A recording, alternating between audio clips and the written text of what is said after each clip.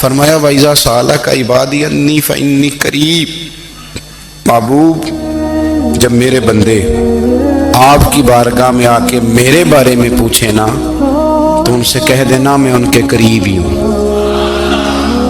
قریب ہی ہوں۔ دلیل کیا ہے؟ یہ جب بھی مجھ سے دعا مانگیں گے میں ان کی دعاؤں کو قبول فرماؤں گا، میں ان کے قریب ہوں، میں ان کے قریب ہوں۔ یہ جب بھی دعا مانگیں گے نا میں قبول کروں گا، میں ان کے قریب ہوں۔ اللہ تبارک و تعالیٰ کے بندے اللہ سے محبت کرتے، رب کی بارگاہ میں جھکتے، اس کو اپنے دکھ سناتے، اس کے پیارے محبوب صلی اللہ تعالیٰ علیہ وسلم کا وسیلہ لے کے اس کے حضور حاضر ہو جاتے، پیشانیاں سجدوں سے روشن ہوتی۔ ہم نا ہر چیز کے لیے وقت نکالتے ہیں، ہر چیز کے لیے، لیکن عبادت کے لیے وقت نہیں نکالتے۔ ہر شے آباد ہے، ہر شے، ہماری فیس بک بھی آباد ہے، واٹس ایپ بھی آباد ہے، ہمارے ٹویٹر بھی آباد ہیں، ہماری ہر چیز آباد ہے۔ سب سے کم آباد ہمارا مصلی رہ گیا ہے، سب سے کم۔ وہ لوگ اب ڈھونڈنے سے ملتے ہیں جن کی بغل میں مصلی ہوتا تھا۔ میرے بھائی آپ کتنا کو دنیا کے پیچھے بھاگو گے تھکا دے گی، کتنا دولت کے پیچھے بھاگو گے تھکا دے گی۔ آپ جب اپنی زندگی میں جمع تفریق کرو گے نا تو مرتے وقت احساس ہوگا کہ سارا کچھ تو لوگوں کے لیے کیا، اپنے لیے تو کر ہی کچھ نہیں سکے۔ اور ہم عبادت کے معاملے میں بہانے بازی بھی کرتے ہیں۔ ہم کہتے ہیں اوہو رزق کمانا بھی تو عبادت ہی ہے نا، میں حلال روزی کے لیے جا رہا ہوں، یہ بھی تو عبادت ہے نا۔ میری طرح کے لوگ کہہ دیتے ہیں کہ میں سویرے اٹھ کے مدرسے میں کچھ اسباق دیکھتا ہوں تو یہ بھی تو عبادت ہے، میں بیان کرنے کے لیے مطالعہ کرتا ہوں تو یہ بھی تو عبادت ہے نا، اتنے لمبے سفر کر کے ملک میں دنیا میں گھومتا ہوں تو یہ بھی تو میں عبادت ہی کر رہا ہوں۔ اب اسپیشل نفلوں کے لیے وقت کس طرح نکلے، اسپیشل کر کے تسبیح میں کیسے چلاؤں، میں سارا کچھ ہم بہانے بنا لیتے ہیں نا۔ میرا سوال یہ ہے کہ یہ ساری باتیں صحابہ کو، نبی کریم کو، دیگر لوگوں کو بھی تو پتہ تھی نا، لیکن آپ غور تو کریں 23 سال حضور کو وقت ملا، مختصر وقت ظاہراً تبلیغ کرنے کے لیے، پوری دنیا میں دین بھی پھیلانا ہے۔ گھر میں 11 ازواج ہیں، 4 بیٹیاں ہیں، ان کی اولادیں ہیں، سارے کام کاج بھی دیکھنے ہیں، لیکن سیدہ طیبہ طاہرہ حضرت عائشہ صدیقہ رضی اللہ تعالیٰ عنہ فرماتی ہیں سارا دن تبلیغ کرتے، ہر غلام کے دکھ سنتے، گھر میں آتے تو اپنے گھر والوں کا خیال کرتے، کام میں ہمارا ہاتھ بٹاتے۔ قربان جاؤں، کہتی ہیں زمانہ سارا سو جاتا لیکن آمنہ کے لال مصلی بچھا لیتے۔ دنیا سو گئی، ساری سب سو گئے، جو خدام تھے، وہ جو غلام تھے وہ سو گئے۔ صحیح مسلم میں لفظ ملیں گے، سیدہ پاک فرماتی ہیں او میرے نبی کے غلاموں، میں نے یہ رنگ بھی دیکھا ہے کہ حضور نے اتنا کھڑے رہے، اتنا قیام کیا، اتنا قیام کیا کہ مقدس پیروں میں ورم آ گئے، سوج گئے پیر۔ اتنے بڑے دل پہ ہاتھ رکھ کے نہیں بتا سکتا کہ میرے کبھی نماز میں پیر سوج گئے، کوئی نہیں بتا سکتا۔ بچوں کی روٹی کماتے تھک گئے بات الگ ہے، ہم سیر کرنے گئے تو تھک گئے بات الگ ہے، لیکن عبادت میں یہ بھی تو مسلم شریف ہے نا، یہ بھی تو دین ہے نا، یہ بھی تو حضور کی سنت ہے، یہ بھی تو وہ چیز ہے جو کریم کی آنکھوں کی ٹھنڈک ہے۔ سیدہ فرماتی ہیں پیروں میں ورم آ گئے، اور ساری رات ہی حضور نے نماز پڑھی اور ایک ہی آیت بار بار دہرائی۔ مسجد نبوی میں بلال حبشی نے فجر کی اذان دے دی اور حضور ابھی مصلی پہ تھے، کریم فارغ ہوئے، میں نے عرض کی یا رسول اللہ صلی اللہ علیہ وسلم آپ کے تو صدقے اللہ اگلے پچھلوں کے گناہ معاف کرے گا، تو آپ اتنی آہوزاری کیوں فرماتے ہیں؟ آپ تو شفیع ہیں، آپ تو انبیاء کے امام ہیں۔ تو حضور نے فرمایا عائشہ تم نے گنوایا ہے نا میرے اللہ کی مجھ پر کتنی رحمت ہے، افلا اکون عبدا شکورا، فرمایا اگر اس نے اتنی نعمتیں دی ہیں تو کیا میں اس کا شکر گزار بندہ نہ بنوں، میں شکر گزار بندہ نہ بنوں اس کا؟ پھر اگر اتنی نعمتیں اس نے دی ہیں، مجھے اتنا نوازا ہے، تو پھر میں اس کے سامنے سجدے نہ کروں؟ او میرے بھائی، بڑے قابل فخر لوگ ہیں ہم کہ ہم نبی پاک کے غلام ہیں، ہم قابل فخر ہیں کہ نبی کریم کے غلام ہیں، کیا کبھی اس غلامی کے شکرانے میں بھی 2 نفل پڑھے کہ یا اللہ تیرا شکر ہے تو نے ہمیں حضور کا غلام بنایا ہے؟ یاد رکھیں کہ اپنی روحانی زندگی کو آباد کریں، استغفار پڑھیں، تسبیحات کریں۔ حضرت عبداللہ ابن عمر رضی اللہ تعالیٰ عنہ حضرت عمر کے صاحبزادے، مکہ مکرمہ میں ان کی قبر ہے۔ میں نے جب انہیں پڑھا تو مجھے ان سے بڑا پیار ہو گیا، لیکن آپ کو پتہ ہے وہاں جا کے کسی شخص کا مزار تلاش کرنا یا پوچھنا ایک مشکل کام ہوتا ہے۔ تو ایک دفعہ میں مکہ شریف میں حاضر تھا، تو ایک گاڑی والا ڈرائیور مجھے کہنے لگا کہ مولانا میں آپ کو جانتا ہوں، مجھے آپ سے محبت ہے، ایک بات بتاؤں آپ کو؟ میں نے کہا بتاؤ۔ کہنے لگے حضرت عبداللہ ابن عمر کی قبر دیکھنی ہے۔ میں نے کہا یہ تو نہیں کہہ رہا، یہ کسی نے بندوبست کرایا ہے، یہ اللہ نے تیرے دل میں بات ڈالی ہے، یہ ہو گیا تو لے چل مجھے۔ حضرت عبداللہ ابن عمر کو نبی پاک نے فرمایا تھا راجل صالح، یہ نیک بندہ ہے، یہ متقی آدمی۔ حضرت عبداللہ ابن عمر رضی اللہ تعالیٰ عنہ سیدنا فاروق اعظم رضی اللہ تعالیٰ عنہ کے صاحبزادے ہیں، اور ان کی ہمشیرہ سیدہ حفصہ رضی اللہ تعالیٰ عنہ حضور کی زوجہ محترمہ۔ ایک دن اپنی ہمشیرہ سے کہنے لگے کہ نبی کریم صلی اللہ تعالیٰ علیہ وسلم گھر میں آئے نا، اور اگر حضور غم امت میں پریشان نہ ہوں، طبیعت کو حشاش بشاش دیکھو، تو ذرا پوچھنا تو صحیح حضور کا میرے بارے میں کیا خیال ہے، پوچھنا تو صحیح کہ کریم کی بارگاہ میں میرا کیا مقام ہے، میرے بارے میں حضور کیا فرماتے ہیں۔ اب بہن کو کام بتائے، اور بتائے بھی بھائی، اور پھر بہن وہ کام نہ کرے، یہ تاریخ میں ہوتا نہیں۔ حضرت عمر فاروق رضی اللہ تعالیٰ عنہ کی صاحبزادی ام المومنین رضی اللہ تعالیٰ عنہ فرماتی ہیں کہ میں تو بس منتظر تھی، انہوں نے تو کہا تھا نا کہ اگر تم حشاش بشاش دیکھو تو بات کرنا، لیکن حضور تشریف لائے، میری باری تھی، میرے گھر تشریف لائے، کھانا پیش کیا تو فوراً میں نے عرض کی حضور ایک بات پوچھنی تھی۔ تو حضور نے فرمایا پوچھئے۔ میں نے عرض کی حضور میرے بھائی عبداللہ ابن عمر کے بارے میں آپ کا کیا خیال ہے؟ نوجوانوں میری بات پہ غور کرنا، میرے بھائی کے بارے میں آپ کا کیا خیال ہے؟ تو نبی کریم صلی اللہ تعالیٰ علیہ وآلہ وسلم نے میری طرف دیکھا، اور پھر حضور زیر لب تھوڑا مسکرائے، اور بریلی کے امام کہتے ہیں کہ حضور مسکرا دیتے تھے نا تو جو بڑا دکھی ہوتا تھا وہ بھی ہنس پڑتا تھا۔ اب سوال پیدا ہوتا تھا کہ پھر تو اس مسکراہٹ کے لیے انتظار کرنا پڑتا ہوگا کئی مہینے کہ حضور مسکرائیں تو رونے والے ہنسیں، تو اعلیٰ حضرت فرماتے نہیں، انتظار نہیں کرنا پڑتا، یہ مسکراتے رہنا تو حضور کی عادت ہے۔ جس کی تسکین سے روتے ہوئے ہنس پڑے، اس تبسم کی عادت پہ لاکھوں سلام۔ یعنی یہ تو عادت ہے حضور کی مسکراتے رہنا، اس کے لیے انتظار نہیں کرنا پڑتا۔ بھائیو آپ خیال رکھیں گے، غور کریں گے، حضرت عبداللہ ابن عمر رضی اللہ تعالیٰ عنہ کے بارے میں پوچھا تو سیدہ فرماتی ہیں کہ نبی کریم صلی اللہ تعالیٰ علیہ وسلم نے زیر لب مسکرائے اور فرمایا حفصہ تیرا بھائی ہے تو اچھا، لیکن میں نے سنا ہے کہ عشاء کی نماز پڑھتا ہے تو فجر تک سویا ہی رہتا ہے۔ او نوجوانوں، 10 بجے تک سونے کی بات نہیں ہوئی، 9 بجے تک سونے کی بات نہیں ہوئی، 11 بجے اٹھنے کی بات نہیں۔ حضور فرمانے لگے میں نے سنا ہے کہ عشاء کی نماز پڑھ کے سو جاتا ہے اور فجر تک سویا ہی رہتا ہے، اسے چاہیے کہ تہجد کے وقت اٹھا کرے، اللہ کی بارگاہ میں حاضر ہوا کرے، آہوزاری کرے، سجدے کرے، عبادت کرے، اٹھتا ہے اور فجر میں جا کے اٹھتا ہے۔ حضرت جناب حفصہ رضی اللہ تعالیٰ عنہ کہتی ہے میں نے جناب عبداللہ ابن عمر کو پیغام دیا اور میں نے کہا میرے جوان بھائی سن، نبی پاک نے فرمایا ہے تو اچھا پر تہجد میں نہیں اٹھتا، نفل نہیں پڑھتا۔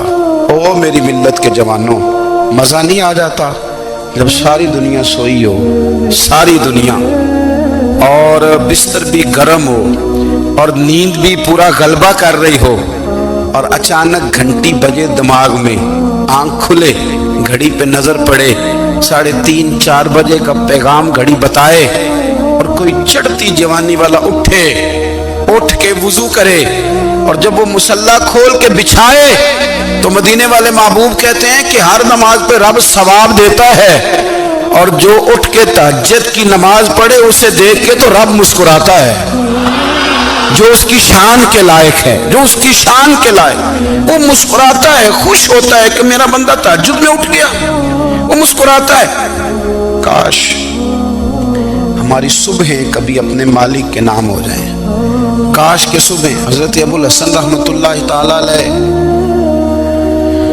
حضرت معاذ ابن جبل رضی اللہ تعالیٰ عنہ کے پاس بیٹھا کرتے تھے، فرماتے ہیں ان سے جو پیار بڑھا تو پھر میرا مصلی سے بھی بڑھ گیا۔ تابعی ہیں، فرماتے ہیں صحابی رسول سے محبت ہوئی تو ذکر سے بھی ہو گئی، پھر درود شریف سے بھی ہو گئی، محبت ان سے بڑھی تو پھر اللہ نے مسجد کا پیار بھی بڑھا دیا۔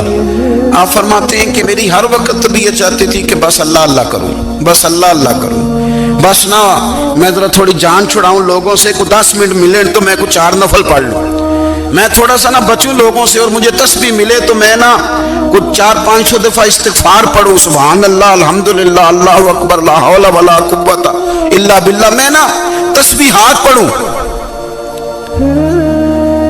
فرماتے ہیں کہ بچے تھے گھر میں 6-7، غربت تھی، کام ملتا کوئی نہیں تھا، اور میں کام چور نہیں تھا، کام ڈھونڈتا تھا، پر اللہ کی قدرت کے کام نہیں ملتا تھا۔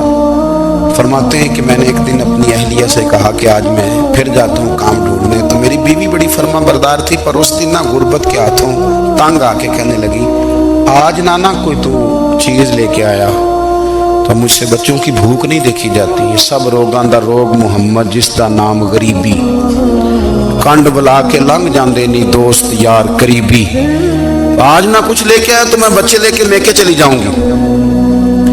شیخ فرماتے ہیں کہ میں بڑا پریشان گھر سے نکلا، پر میں نے صبح سے لے کے زور تک کام ڈھونڈا، کام ملا کوئی نہیں، تو میرے دل میں خیال آیا چلو کام نہیں ملتا تو اللہ اللہ تو کرے نا، چلو بندوں کی مزدوری نہیں ملتی تو رب کریم کی عبادت ہی کرتے ہیں۔ فرماتے ہیں کہ میں نے نا فرات کے پانی سے وضو کیا، نہر کے، شدید دھوپ تھی، ساتھ ریت تھی اور ریت تپ رہی تھی، میں نے اپنا رومال وہیں مصلی کے طور پر بچھا لیا، اور فرماتے ہیں کہ زور سے لے کر عصر تک نماز پڑھی، دھوپ بھی پورے زور پہ، پر میرے سجدے کا ذوق بھی پورے زور پہ۔ فرماتے ہیں سورج بھی چمک رہا ہے اور رب کی عبادت کا ذوق بھی پورے زور پہ، میں سجدہ کروں تو پھر میرا اٹھانے کو جی نہ چاہے۔ میرے استاد لکھا کرتے تھے، یہ ان کا شعر ہے، وہ کہا کرتے تھے مجھے سوز دے، مجھے ساز دے، اور مجھے نیم شب کا نیاز دے، دم سجدہ خود کو میں توڑ دوں، مجھے ایسا ذوق نماز دے، اور میں تیری بہار کا پھول ہوں، میں کھلا بھی ہوں تو تیرے لیے، مجھے میری شاخ سے توڑ لے، مجھے اپنی زلف کا ناز دے۔ بھائی فرماتے ہیں کہ عصر تک میں نے نفل پڑھے، دل ڈھلنے لگا، عصر کی نماز پڑھی اور میں وہاں سے چلا۔ اب میں جب نکلنے لگا تو دل میں خیال آیا کہ چھوٹی چھوٹی دیواریں ہیں گھر کی، بغیر کچھ لیے جاؤں گا تو بیوی دور سے دیکھے گی تو شور کرے گی کہ پھر خالی ہاتھ آ گیا ہے۔ کہتے میں نے اپنی اسی رومال میں جس پہ میں نے نماز پڑھی تھی نا، رومال میں کیا کہتے پنجابی جسافہ کہتے ہیں، اسی میں نا میں نے کچھ ریت بھر لی کہ وہ دور سے دیکھے گی تو سمجھے گی کچھ لے کے آیا ہے، چلو جا کے اسے بتا دوں گا کہ آج پھر مزدوری نہیں ملی۔ کہتے ہیں وہ ریت لے کر جب میں گھر میں گیا تو پہلے بیوی دروازے پہ کھڑی ہوتی تھی، پوچھتی تھی خالی ہاتھ آ گئے ہو؟ آج میں نے دیکھا تو ہے ہی کوئی نہیں۔ فرماتے ہیں میں اندر داخل ہوا، سلام لیے، کونے میں میں نے وہ رومال رکھ دیا اور میں نے آواز دی کہ بھلی مانس کہاں ہو؟ تو وہ کہنے لگی آپ منہ ہاتھ دھو لیں، میں روٹی لے کے آئی۔ میں نے کہا روٹی کہاں سے آ گئی؟ یہاں تو کئی دنوں کے فاقے، تو کئی دنوں کی غربت ہے، یہاں تو اس گھر میں تو فقیری ہے۔ فرماتے ہیں کہ وہ روٹی لے کے آئی اور اس وقت کی جو موجودہ نعمتیں تھیں، سمجھ لیں سلاد، اچار، ہر چیز ساتھ لائی۔ میں نے کہا کہ بچے کہاں گئے؟ کہنے لگی وہ کھانا کھا کے کھیلنے گئے، آپ کھانا کھا لیں آ جاتے۔ کھانا اس نے چن دیا۔ میں نے حیرت انگیز لہجے میں ساری نعمتیں اپنے دسترخوان پہ دیکھ کر کے بیوی سے پوچھا یہ کہاں سے آیا کھانا؟ بچوں کو تو نے کہاں سے کھانا کھلایا؟ یہ سارا کچھ کیسا ہے؟ کہنے لگی پتہ نہیں آج آپ کس کریم کی مزدوری کرنے چلے گئے تھے، پتہ نہیں کس کریم کی، میرے گھر میں تو اتنی نعمتیں آئی ہیں کہ مجھ سے سنبھالی نہیں جا رہی، اتنا اناج ہے، اتنا گندم ہے، کس کریم کے دروازے آج چلے گئے تھے؟ یہ کہتے کہتے وہ اٹھی اور اٹھ کر کے کہنے لگی پہلے بڑا کچھ آیا تھا، اب کیا لے آئے ہو؟ اور جا کر کے نا اس نے وہ ریت والا رومال کھولا، کہنے لگے میں تو لے کے آیا تھا ریت، تو میرے رب نے اسے بھی سونے اور ہیرے بنا دیا تھا۔ جب آپ کی توجہ اللہ کی جانب، میرے نبی پاک صلی اللہ تعالی علیہ وسلم نے فرمایا ہر چیز اپنے رب سے مانگ، ہر چیز مانگ، ہر چیز مانگ۔ یا رسول اللہ کیا کچھ؟ میرے محبوب نے فرمایا تیرے گھر میں نمک بھی ختم ہو جائے تو وہ بھی اپنے رب سے مانگا کر، تو مانگنا وہ تجھے دے گا، تو اس کی بارگاہ میں کشکول طلب دراز تو کرنا۔ اور ترمذی شریف میں عجیب لفظ ہے، رسول کائنات نے فرمایا، رب کریم فرماتا ہے جب میرا بندہ ہاتھ اٹھاتا ہے نا تو مجھے حیا آتی ہے کہ میں خالی کیسے لوٹا دوں اس کے۔ اتنے بڑے بادشاہ کی بارگاہ میں دعا کی بڑی طاقت ہے۔ میرے نبی پاک نے فرمایا دعا مومن کا ہتھیار ہے، دعا مومن کا، دعا مومن کا۔ حضور نے فرمایا تقدیر کو سوائے دعا کے کوئی چیز نہیں بدل سکتی، دعا مومن کا ہتھیار ہے، یہ کافر کے پاس کوئی نہیں، یہ ہتھیار ہے مومن کا۔ اللہ کرے آپ کو سمجھ آئے، پھر سنیں، کئی بار کہہ چکا ہوں یہ ہتھیار ہے۔ کافر کے مقابلے میں جو تیرے پاس سب سے بڑا ہتھیار ہے وہ دعا ہے۔ دعائیں کرانی چھوڑ دی، کرنی چھوڑ دی، لینی چھوڑ دی۔ حضرت سیدنا انس بن مالک رضی اللہ تعالیٰ عنہ فرمایا کرتے تھے میں نے وہ رنگ دیکھا ہے جب حضور دعا مانگتے تھے اور حضور کی مقدس آنکھوں میں آنسو بھی ساتھ ہی بہا کرتے تھے، میں نے وہ انداز دیکھا ہے۔ بھائی اپنا مصلی کا، عبادت کا، وظائف کا، اللہ اللہ کا سلسلہ اس کو مضبوط کریں، اپنی دعاؤں کے تعلق کو مضبوط کریں۔ دعائیں بڑے انقلاب برپا کر دیتی ہیں۔ ہم تھوڑے تھوڑے نا جب سے خشک ہوئے ہیں نا، خشک، اور میری تو جماعت ہی صوفیاء کی جماعت تھی، ہم تو داتا علی اجمیری کی جماعت سے، ہم تو خواجہ اجمیری کی جماعت سے، ہم تو شیخ احمد فاروق سرہندی کی جماعت سے، ہم تو صوفیاء کی جماعت۔ ہماری جماعت نے بھی وہ تعلق جو ہمارے بزرگوں نے بنایا تھا۔ بزرگ اللہ کے قریب کیسے جاتا ہے؟ تو ہمارے یہاں نا بہت سارے لوگ کہتے ہیں جی نظر ہو گئی تو کام ہو گیا۔ بھائی جو بخاری مسلم میں طریقہ ہے نا اللہ کا قرب پانے کا وہ تو نفل ہے۔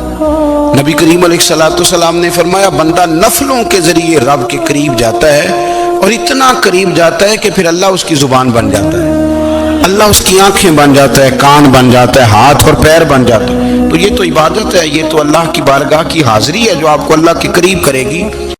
حضرت مرزا مظہر جانا فرماتے ہیں کہ بارش ہوئی تھی تازی دلی میں تازی بارش ہوئی تھی، ایک بابا لکڑی کے جوتے پہنے کھڑا ہوں، اللہ اللہ اللہ اسی کسے دے کچھ بھی نہیں لگ دے نہ کوئی ساڈا دردی۔ بابا مست ہو کے جا رہا ہے، اللہ اللہ کرتا جا رہا ہے۔ ایک طوائف اپنے کوٹھے سے اتر کے تو سیڑھیوں پہ بیٹھی تھی، ساتھ اس کا یار بھی بیٹھا تھا۔ بابا اپنی مستی میں جا رہا ہے تو بابا جی کے پیروں سے کچھ مٹی اڑی تو اس عورت کے کپڑوں پہ پڑ گئی، پرواہ نہیں، بزرگ گزر رہے، وہ یار اس کا دوڑا ہوا آیا، اس نے آ کر تھپڑ مارا، کا خیال نہیں سارے اس کے کپڑے آلودہ کر دیے، تو کدھر، تیرا دماغ نہیں ٹھیک؟ بابے نے نظر اٹھائی، کہا بیٹے میں نے دیکھا نہیں، چل اللہ تیرا بھلا کرے، تو نے بدلہ لے لیا۔ بابا جی چپ کر کے وَإِذَا خَاطَبَهُمُ الْجَاهِلُونَ قَالُوا السَّلَامَ، چپ کر کے گزر گئے۔ ٹھنڈ کا موسم تھا، بارش تازہ ہوئی تھی، حلوائی دودھ کاڑ رہا تھا، اس نے بٹھایا بابا جی کو پھٹے پہ، پیالہ پکڑا، دوڑ کے آگے بڑھا، بزرگ آ گئے، آئیے بیٹھیے، دودھ کا گرم پیالہ شکر ڈال کے دیا، بابا جی نے دودھ پیا، پھر نظر جھکی، پھر رنگ بدلا، کہنے لگے مالک تو کتنا بے نیاز ہے، کہیں تھپڑ مرواتا ہے، کہیں دودھ پلاتا ہے، تیری بے نیازی ہے نا، ادھر تھپڑ مروایا، یہاں دودھ پلایا، تو ہی جانتا ہے تیرے رنگ کیا ہے۔ ابھی بابا وہیں بیٹھا تھا، دوڑے آئے پیچھے سے لوگ، شور ہوا، بابے کو دبوچ کے وہاں لے گئے جہاں اس نوجوان نے تھپڑ مارا تھا، کہا تو اللہ کا بندہ ہے، اللہ کے بندے بد دعا تو نہیں دیتے؟ ہوا کیا؟ کہا تو نے بد دعا دی ہے؟ کہا نہیں دی، بات بتاؤ۔ کہنے لگے اس نے تجھے تھپڑ مارا، چھت پہ چڑھا ہے، پیر پھسلا ہے، گردن کے بل گرا ہے، منکا ٹوٹ گیا، مر گیا ہے، تو نے بد دعا دی ہے۔ بابا جی کہنے لگے یار میں نے تو दूसरा लफ्ज भी नहीं कहा, भला हो कह के गुजरा हूं, मैंने नहीं बद्दुआ दी। का तूने दी है तभी तो मर गया, का नहीं दी। का बाबा तू बुजुर्ग आदमी है, सच बोल। तो बाबा जी कहने लगे सच सुनो। फिर मैं आ रहा था, मेरे पैरों से मिट्टी उड़ी, इसके यार के कपड़ों पे पड़ी, इसे बुरा लगा, इसने मुझे मारा। जब इसने मुझे मारा तो मैं कोई लवारस तो नहीं था, जब इसने मुझे मारा तो मैं कोई लवारस तो नहीं था। मुझे दुश्मनों न छेड़ो, मेरा है कोई जहां में, मैं अभी पुकार लूंगा, नहीं दूर है मदीना। इसने मुझे मारा तो मैं कोई लवारस था कि मेरा बदला कोई ना लेता। इसने मुझे मारा है तो मेरे यार को बुरा लगा तो उसने इसे मार दिया है, मेरी तो गलती कोई नहीं, यारों यारों का झगड़ा है। ये तो दोस्तों का झगड़ा है, ये तो यारों का झगड़ा है, कोई गलती नहीं मेरी, कोई गलती नहीं। खश खश जिन्ना कदर नहीं मेरा, ए मेरे साहब नू वड्याइयां, मैं ते गलियां दा रूड़ा कूड़ा, मैं गलियां दा रूड़ा कूड़ा, मैनू महल चढ़ाया है साइयां, मैनू महल चढ़ाया है साइयां। फरमाया इसने मुझे लवारस समझा था कि थप्पड़ मार के गुजर जाए, मेरा को पूछेगा ही नहीं। मेरे रसूल पाक अलैहिस्सलाम के बारे में रब फरमाते हैं, अभी मैं तो तेरे हो तू वे काफर को सजा नहीं देता कि तू मौजूद है। याद रखें, हजरत फुज़ैल बिन अय्याज़ फरमाते हैं, एक जवान था, मस्जिद में आया, लोगों से कहने लगा रोटी खिलाओ, किसी ने तवज्जो ना की। उसने कहा मैं रब रब बताने वाला हूं, मेरी तरफ देखो तो सही। किसी शख्स ने ख्याल ही ना किया। फिर उसने कहा यार थोड़ा सोचो, नमाजियों से कहा, अहले इलाका से कहा, उन्होंने तेरी तरह के बड़े दरवेश देखे। मस्जिद के मेहराब में वो रब करीम का बंदा इंतकाल कर गया। जब फौत हो गया ना, लोगों का मिजाज है, बीमार को दवाई नहीं देते, जनाजे पे वक्त पे पहुंच जाते।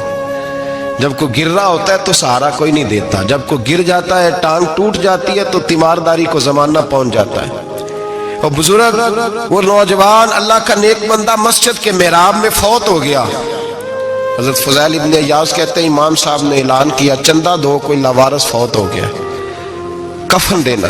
चंदा इकट्ठा हुआ, कफन खरीदा, जनाजा पड़ा, इशा के बाद दफन करके आए। फजर की नमाज के लिए जब इमाम और मुअज्जिन मस्जिद में आए तो चीखें मारने लगे, तड़पने लगे, दूर दूर तक आवाजें फैल गई। दुनिया दौड़ी आई, क्या हुआ? कहने लगे वो जो तुमने कफन पहनाया था वो यहाँ पड़ा हुआ है, और देखो कफन पे तहरीर लिखी है। तहरीर क्या है? अर्श के मालिक ने फरमाया मेरे दोस्त ने रोटी मांगी, तुमने दी नहीं। उसने तुम्हें मेरे करीब करने के लिए अपनी तरफ तवज्जो कराई, तुमने की नहीं। और मेरा यार तुम्हारे कफन का मोहताज था, संभाल के रखो अपना कफन, मैंने उसे जन्नत का लिबास अता फरमा दिया, संभाल के रखो। ये कोई लावारिसों का टोला है? याद रखें, जो वारिस वाले हैं, वारिस वाले उनका रंग और है, जो मानने वाले हैं उनका मिजाज और है। अपनी जिंदगी लवारिसों की तरह नहीं गुजारे, थोड़ा सा इधर गया था तो फिर थोड़ा सा इधर गया था तो थोड़ा सा, ये क्या बात हुई? ये क्या बात हुई? अपने आप को, अपनी निस्बत को, अपने अकीदे को मजबूत रखें। 1 इंच के लिए आला हजरत फाजिल बरेलवी रहमतुल्लाह अलैह के मकान की दीवार गिर गई। एक कोना मकान का, आप जानते हैं पुरानी दीवारें छोटी होती थी और बारिशों में अक्सर घरों की दीवारें गिरी हुई होती थी। एक साइड की दीवार गिर गई तो उस कोने में हिंदुओं का घर था। अब मिस्त्री साहब रात को आए, उनसे बात हुई तो कहने लगे सवेरे काम शुरू करूंगा। कहा 1-2 साहब ने कि हिंदुओं का घर साथ है और वो दुश्मन भी बड़े ज्यादा है, तो रात को ही हो जाए। कहने लगा जी नहीं, मेरी मजबूरी है, मजदूर कहाँ से लाऊंगा, बड़े मामलात है, सवेरे शुरू होगी। अब रात को मौलाना ज़फ़रुद्दीन बिहारी अलैहि रहमा कहते हैं बच्चे मदरसे के, बाकी सारे लोग, सबको जमा किया गया, चूंकि उस तरफ से थोड़ा खतरा था हिंदुओं की जानिब से। कहा जनाब ये बड़े दुश्मन है इस्लाम के, तो इस तरह करो कि 2-3 बच्चों की ड्यूटी लगाएं या कुछ लोगों की यहाँ रात को पहरा दिया जाए। ठंड भी बड़ी ज्यादा थी, खड़ा होना भी मुश्किल था।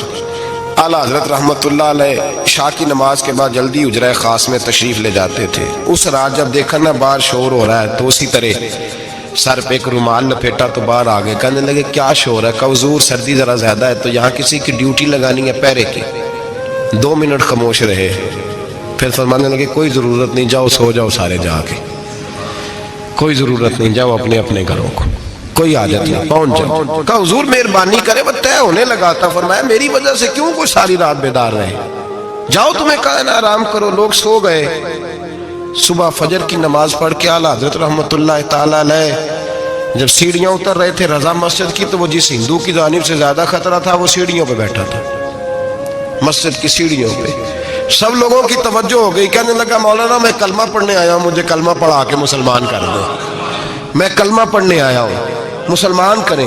لوگوں کی توجہ، اعلیٰ فرمانے لگے نہیں ابھی تو انتظار کر، تھوڑی دیر کے اچھی طرح سوچ لے، جذباتی فیصلہ نہ کر کہ تو آ رہا ہے۔ یہ کہہ کے جب 2 سیڑھیاں نیچے اترے اس کے پاس سے، تو اس نے پیر تھام لیے، کہنے لگا اب ایسے تو نہ کرو، رونے لگا۔ اعلیٰ حضرت رحمت اللہ نے کلمہ پڑھایا، کچھ باتوں کی نصیحت فرمائی، تشریف لے گئے۔ گھیرنے والے گھیر کے بیٹھ گئے، کہنے لگے ہمیں بھی بتا بدلہ کیسے ہے۔ کہنے لگا دیوار گر گئی، آدھی رات کے وقت، آدھی رات تک انتظار کرتا رہا، پہرے دار کوئی نہیں، تو 2 تلواریں لے کر جب میں ان کے مکان کی جانب بڑھا، میں نے کہا آج گردن کاٹوں گا اور کاٹ کر کے نکلوں گا۔ کہتا ہے جب میں قریب آیا تو 2 شیر کھڑے تھے، اوپر سے پلٹ کے آیا تو پھر کھڑے تھے، ادھر سے پلٹ کے آیا تو پھر کھڑے تھے۔ فرماتے ہیں میں 2 گھنٹے کے بعد آیا تو پھر پلٹ کے کھڑے تھے، میں پھر 1 گھنٹے کے بعد آیا، سحری کا وقت ہو گیا تو پھر پلٹ کے کھڑے تھے، اب میں ڈر کے بھاگا۔ کہتے ہیں فاضل بریلوی نے اپنی کھڑکی سے منہ باہر نکالا، کہنے لگے اور کتنا تجربہ کرے گا، مجھے تو لاوارث سمجھتا ہے، لاوارث ہوں میں، اور کتنا تجربہ کرے گا، بس کر مان جا۔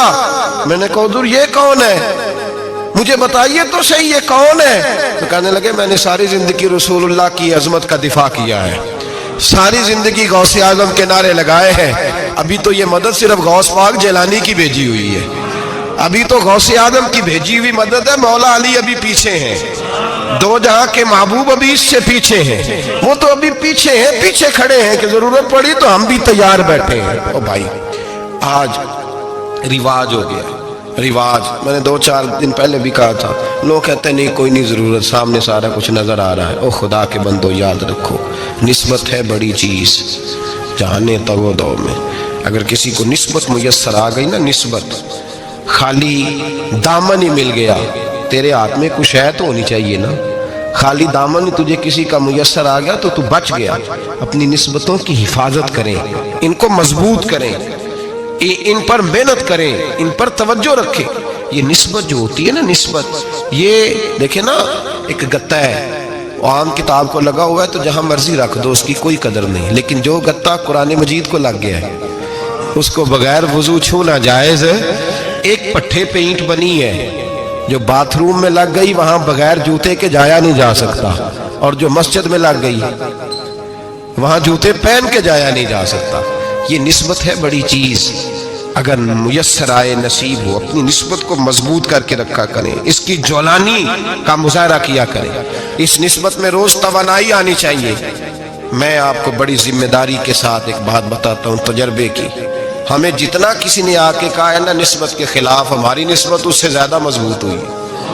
ہمیں جتنا کسی نے آ کے کہا ہے نا جی آپ کو کیا ملا، آپ کو کیا ملا، تو ہم نے اتنا کہا یار جیسے جیسے تو کہتا جاتا ہے ہماری تو نسبت میں اضافہ ہوتا جاتا ہے، ہمارا تو مزاج بدلتا جاتا ہے، روز ایک نیا پردہ کھلتا ہے، روز ایک نیا رنگ واضح ہوتا ہے، روز ایک نئی توانائی۔ ابھی تھوڑے دن کی بات ہے، ایک مولانا شرف الدین صاحب ہے، مفتی صاحب، میرے حضرت صاحب کے مرید ہوئے، مفتی تھے، عالم آدمی تھے، سرکار تاج الشریعہ، ہمارے شیخ سے بیعت کی۔ اب ہمارے حضرت صاحب کا اس وقت حال وہی ہے، وَرَأَيْتَ النَّاسَ يَدْخُلُونَ فِي دِينِ اللَّهِ أَفْوَاجًا، اب فوجوں کی فوجیں لوگ آتے ہیں۔ ہم نے دیکھا ہے صرف خالی مرید ہونے والے بار سینکڑوں کی تعداد میں ہزاروں لوگ بیٹھے ہیں کہ صرف بیعت اتنا کہہ دے ہم نے قبول کیا۔ اس عالم میں جہاں حضرت صاحب کا اعلان ہو جائے کہ تشریف لا رہے ہیں، وہاں لاکھوں کا مجمع جمع ہو جاتا ہے، اور ایک جھلک دیکھنے کو لوگ ترستے رہتے ہیں۔ یہ کیفیت ہم نے دیکھی، وہ دور گزر گیا، کبھی ایسا بھی ہوتا تھا ایک میں ہوتا تھا، ایک تو ہوتا تھا، اور تیسری تنہائی ہوتی تھی۔ وہ دور بیت جاتا ہے، وہ لمحے کسی کسی کو نصیب آتے ہیں۔ حضرت کا وہ مولانا شرف الدین صاحب کہتے ہیں میں مرید ہوا، تو مرید ہوا مجمع میں، رسی حضرت پھینکتے ہیں یا چادر پھینکتے ہیں تو پکڑ کے مرید ہوا، تو ساتھ ساتھ اور چادریں باندھی تھی، لوگوں نے پکڑی ہوئی تھی۔ ایک مولانا میں جب بیعت ہو کے آیا ان کو بتایا تو مجھے کہنے لگے یار تو ایسی جگہ مرید ہو گیا جو تیری بات بھی نہ سن سکیں، جن کو تو دکھڑا بھی نہ سنا سکے، جو مصروف ہی بڑے رہتے ہیں، کہاں مرید ہو گیا تو ایسے پیر کا بیت ہوتا جہاں تو جاتا وہ تیرے پاس آتے, گفتگو ہوتی, بات چیت ہوتی. کہتے جب انہوں نے مجھے بہت زیادہ قائل کیا نا, بہت زیادہ, تو میں نے ارادہ کر لیا, میں نے کہا بات ٹھیک ہے, بیت کہیں اور ہونا چاہیے تھا.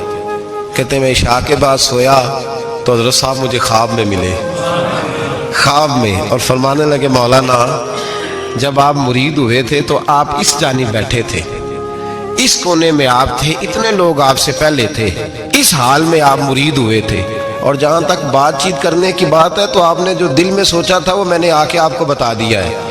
پھر بھی بڑی ضرورت ہو تو میرے صاحبزادے کا نمبر لے لیں اور فون کر لیا کریں, بات ہو جایا کرے گی. کہتے ہیں یہ ابھی بات ہو ہی رہی تھی کہ میرے دروازے پہ دستک ہوئی تو میری آنکھ کھل گئی, میری آنکھ کھلی تو میں پریشان ہوں کہ نمبر تو ملا نہیں. ایک انجینئر صاحب میرے محلے میں رہتے تھے, فرماتے ہیں وہ شام کو میرے پاس آئے اور کہنے لگے مولانا سنا ہے آپ حضرت مفتی اختر رضا صاحب سے مرید ہو گئے. میں نے کہا ہاں. تو کہنے لگے میں ان کے مدرسے میں کام کر کے آئے ہوں, میرے پاس ان کے بیٹے کا نمبر ہے, چاہیے آپ کو؟ نمبر ہے چاہیے. کہتے ہیں نمبر مجھے وہ شام کو گھر آ کے دے گئے. اب جب میں آستانہ نور پہ بریلی شریف ملنے کے لیے حاضر ہوا تو میرے دل میں خیال آیا, جب میں اندر گیا نا تو میرے دل میں خیال آیا حضور خواب جو آئی تھی اتنی بھی جلدی کیا ہے, ذرا ٹھہر جائیے, آپ ملے جو تھے تو صاحب نمبر بھی دے ہی جاتے. میرے دل میں خیال آیا تو السلام علیکم کے بعد حضرت کہنے لگے مولانا مجھے تو جلدی کوئی نہیں تھی, آپ کے دروازے پہ دستک ہو گئی تھی, مجھے تو کوئی جلدی نہیں تھی, آپ کا دروازہ بجنے لگا تھا, مجھے تو جلدی کوئی نہیں تھی لوٹنے کی. ہر مشکل دی کنجی یارو ہاتھ مرداں دے آئی, اور مرد نظر کرے جس ویلے مشکل رہے نہ کائی. بس لوگوں یہ یاد رکھو اور اس پہ عمل کرو, اپنی نسبتوں کو مضبوط کریں. ہمارا تو جیسے دن کا اجالا چمکتا ہے نا, چمکتا ہے دل کا اجالا, جیسے نیا دن چڑھتا ہے ہمارے لیے تو ایک نئی روشنی لے کے آتا ہے. اپنے آپ کو بیدار رکھیں.